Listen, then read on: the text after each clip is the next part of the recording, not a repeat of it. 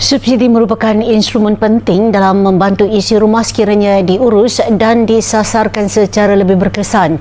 Sehubungan itu, Ketua Setiausaha Perbendaharaan Datuk Johan Mahmud Merican berkata, Kerajaan Madani memilih pendekatan penyampaian subsidi bersasar yang lebih realistik bagi membantu isi rumah menangani tekanan kos sara hidup.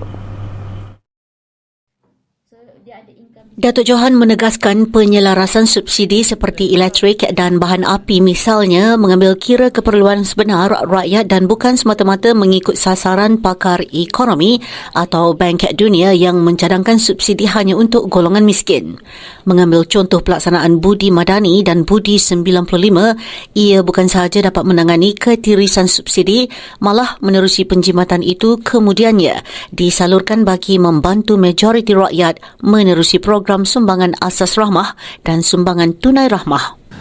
Isunya ialah bila dilaksanakan subsidi pukal ataupun blanket subsidies, ia menyebabkan banyak ketirisan. Contohnya bila minyak diseluduk merentasi sebadan. Datuk Johan turut menekankan SARA dan STR tidak menimbulkan tekanan inflasi. Sebaliknya, pendekatan bersasar ini membolehkan kerajaan mengekalkan inflasi di bawah 2%.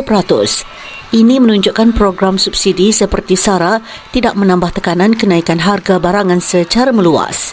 Beliau turut menjelaskan, berbeza dengan pendekatan di beberapa negara lain yang menaikkan harga ke paras pasaran dan menyalurkan bantuan tunai, kerajaan Malaysia menggunakan kaedah bersasar bagi membantu golongan rentan.